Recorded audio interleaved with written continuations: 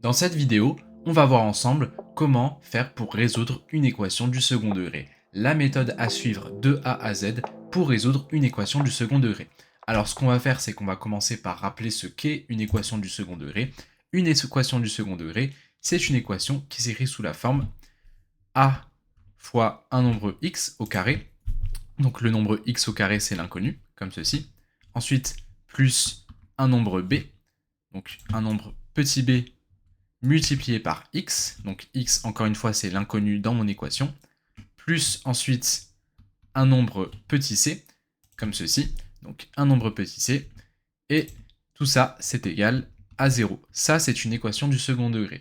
Et on peut écrire en dessous avec, donc, avec les nombres a, b et c, qui sont des nombres réels, d'accord, des nombres qui appartiennent à l'ensemble des nombres réels. Donc ça peut être n'importe quel nombre. Voilà ici ce que c'est qu'une équation du second degré. Donc ce qu'on va faire, c'est que parallèlement ici à la théorie, on va faire un exemple à côté qu'on va faire en temps réel à chaque fois que je vais expliquer justement chacune des étapes. Du coup ici, on peut prendre l'exemple de l'équation 2x au carré plus 9x plus 4 est égal à 0.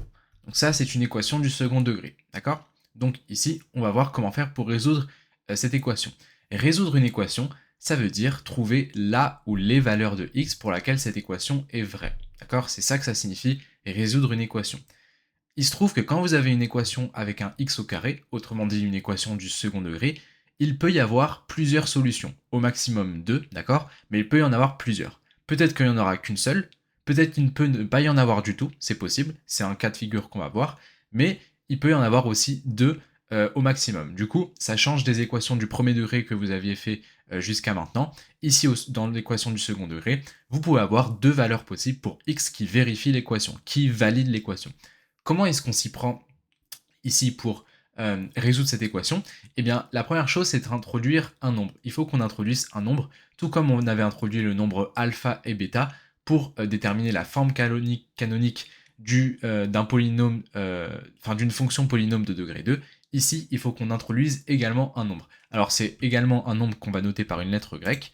Du coup, ici, cette lettre, alors, c'est ce qu'on appelle le discriminant. Du coup, ici, on va pouvoir écrire on calcule le discriminant. On calcule le discriminant. Et le discriminant, par quelle lettre on le note? On le note par la lettre grecque delta. Delta, c'est simple, c'est un triangle. Donc ici, vous le notez comme ça. Et delta, vous mettez que c'est égal à b au carré moins 4 fois a. Alors, je vais plutôt le noter en rouge pour rester cohérent avec mes notations. Donc, b au carré. Et ensuite, vous avez moins 4 fois A fois C. Du coup ici, B au carré moins 4 fois A petit a fois C. Du coup au final, on peut dire que c'est égal à B au carré, donc B au carré moins 4AC, comme ceci. Je rappelle que les symboles multiplication ne sont pas forcément nécessaires entre deux lettres ou alors entre un nombre et une lettre. B au carré moins 4AC. Ça, c'est le nombre qu'on va introduire. Ce nombre, il ne représente strictement rien de concret. Il sert simplement justement à nous aider à déterminer les solutions de cette équation du second degré. Du coup, ici, ce qu'on peut faire, c'est qu'on peut le calculer dans le cas de mon exemple à droite. Du coup, ici, eh bien, on identifie notre petit a, notre petit b et notre petit c, bien sûr. Ici, notre petit a, il est juste là, d'accord? Donc a, c'est égal à 2. Ensuite, on a notre petit b qui est juste ici. B, c'est égal à 9. Et notre petit c qui est juste ici. C, c'est égal à 4, comme ceci, d'accord? Donc finalement, si je cherche à calculer le discriminant, delta, je vais dire que c'est égal à b au carré moins 4 a c. B au carré moins 4 fois a fois c. Ici, c'est égal, donc b au carré, b, c'est 9, donc 9 au carré moins 4 fois A, c'est-à-dire fois 2, fois C, c'est-à-dire fois 4. Je me retrouve avec 9 au carré moins 4 fois 2, 8. 8 fois 4, 32. Donc 9 au carré, déjà, je peux écrire que ça fait 81. Donc 81 moins 4 fois 2, 8. 8 fois 4, 32. Donc 81 moins 32. Et 81 moins 32, c'est égal à 49. Comme ceci, d'accord? Donc ici, voilà la valeur du discriminant, la valeur du nombre delta, dans mon exemple juste ici. Maintenant, une fois qu'on a fait ça, on va avoir trois cas de figure, d'accord? Trois cas de figure qu'il va falloir justement identifier.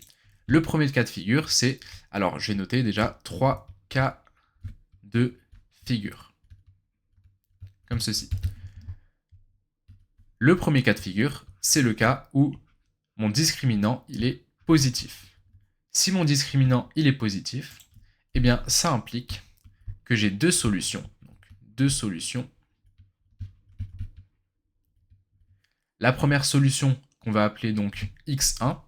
Du coup, ici, je vais écrire x1 comme ceci. À quoi c'est égal? Alors, je vais plutôt l'écrire en noir.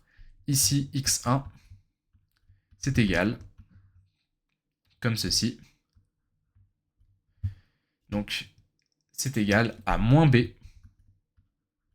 moins racine carrée de delta, du nombre delta que j'ai calculé, sur 2 fois a, comme ceci. D'accord? Ça, c'est ma première solution. Moins b, moins racine carrée de delta, sur 2 fois a. Et j'ai une deuxième solution, qui est presque identique, que je vais appeler x2. x2, c'est égal à quoi? x2, c'est égal, du coup, à pratiquement la même chose, à l'exception qu'on va avoir moins b plus racine carrée de delta sur 2 fois a, comme ceci, d'accord? Donc voilà mes deux solutions.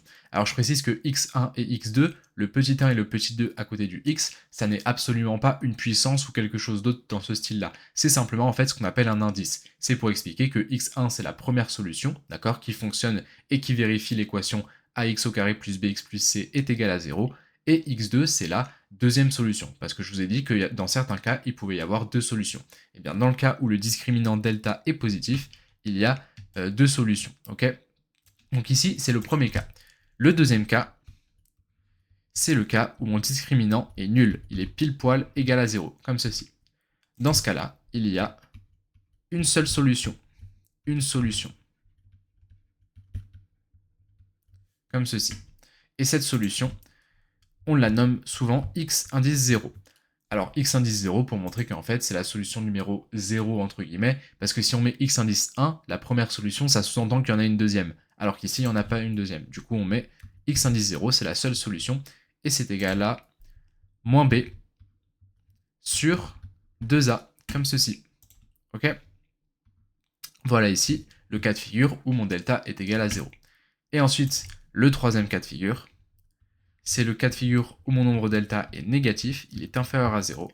Et bien dans ce cas-là, dans le cas où mon discriminant est inférieur à 0, il n'y a pas de solution. Autrement dit, il y a 0 solution. Okay, donc pas de solution. C'est impossible de résoudre l'équation du second degré. Okay, du coup ici, voilà les trois cas de figure. Et à noter que les solutions d'une équation du second degré, on appelle ça des racines. Du coup ici, on peut le noter. Alors je vais le noter en dessous, comme ceci. Donc ici, je vais noter les solutions s'appellent les racines du polynôme, les racines de l'équation du second degré. Et donc ici, si je reprends mon exemple, souvenez-vous dans mon exemple, mon nombre delta, mon discriminant, on a vu qu'il était égal à 49, d'accord? Il se trouve que 49, c'est un nombre positif, donc delta est égal à 49, donc delta est supérieur à 0. Ça implique donc qu'on va avoir juste ici deux solutions, d'accord? Ici, on note deux solutions, ok? On est dans le premier cas de figure. La première solution, donc la première racine du polynôme, parce que je rappelle que les solutions d'une équation du second degré, c'est ce qu'on appelle une racine. Donc les premières solutions de cette équation polynôme de degré 2, eh bien, on peut la noter. On l'appelle x1, et c'est égal donc, on regarde à gauche, à moins b moins racine carrée du nombre delta, divisé par 2 fois a, divisé par 2a, comme ceci. Donc finalement, c'est égal ici. Alors moins b, mon nombre petit b, on a dit qu'il valait 9, donc c'est égal à moins 9. Moins racine carrée de delta, delta c'est égal à 49, sur 2a. Ici, 2 fois a, mon a, il est égal à 2, c'est donc 2 fois 2. Ici, j'ai moins 9, moins racine carrée de 49. Racine carrée de 49, bien sûr, c'est 7, parce que 7 fois 7, ça fait 49.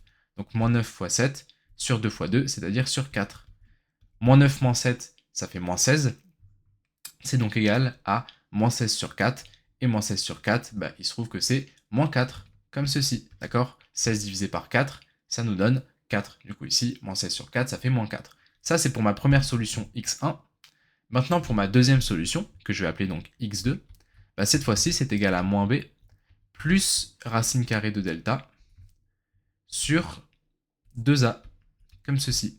Donc c'est égal à moins 9 plus racine carrée de 49 sur 2a, donc 2 fois 2. Ce qui est égal donc à moins 9 plus 7 sur 2 fois 2. Moins 9 plus 7, ça fait du coup moins 2. Ça fait du coup moins 2 sur 2 fois 2, moins 2 sur 4. Et moins 2 sur 4, bah, c'est moins 1 demi. Donc c'est égal à moins 1 demi, autrement dit moins 0,5.